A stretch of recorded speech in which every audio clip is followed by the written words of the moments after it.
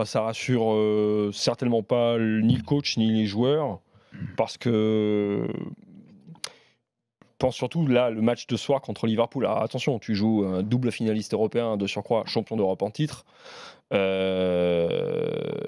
Même si Liverpool avait pas complètement la grosse équipe, ils ont d'ailleurs fait rentrer 11 joueurs à la 62e minute pour être tout à fait précis.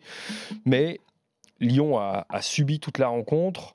On n'a pas vu de réaction. On a vu même des Lyonnais, j'ai trouvé, qui tâtonnaient sur le terrain. On ne sentait pas vraiment des automatismes se mettre en place. Donc moi, je suis raisonnablement inquiet.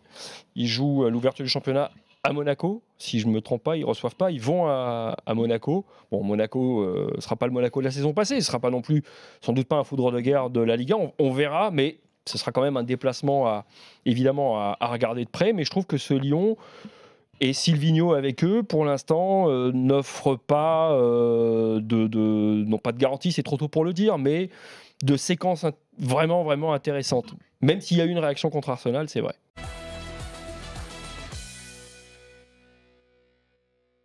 C'est décevant, messieurs, de voir Malcolm partir en Russie sans faire offense au championnat russe. Pour moi, c'est très décevant, dans le sens où, quand tu as l'étiquette Barça, derrière, tu peux trouver facilement un club européen qui joue encore les premiers rôles. Le Zénith, je n'enlève pas au Zénith sa stature.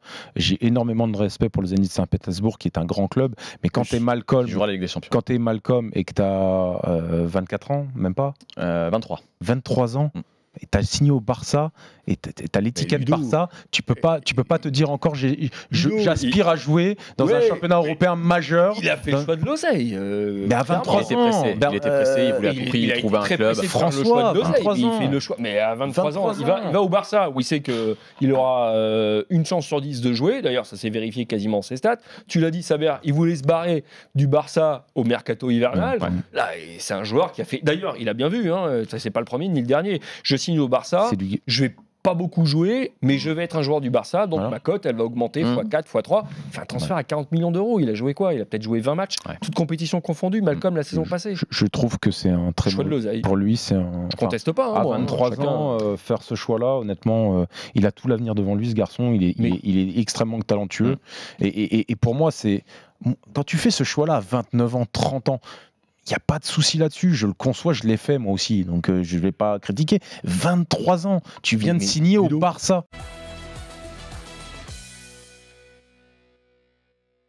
À Lyon, par exemple, le résultat qui revient, messieurs, est-ce que vous êtes d'accord, Yoann Gourcuff?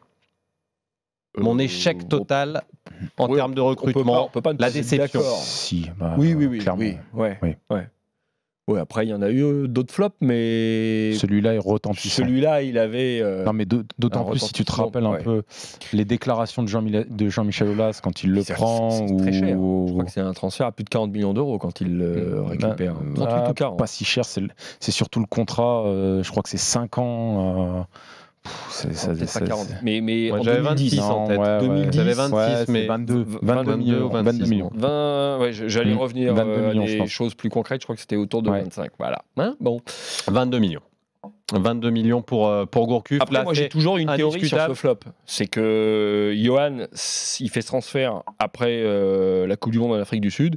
Et je pense qu'il fait partie vraiment des joueurs les plus traumatisés par ce qui est arrivé et qui ne s'en est jamais vraiment remis, parce qu'il a peut-être lui aussi, avec le caractère qu'on lui connaissait un peu, quelqu'un de plutôt introverti, il a jamais vraiment extériorisé ça. Traumatisé par le résultat ou par les joueurs qui étaient traumatisé par les coulisses, évidemment.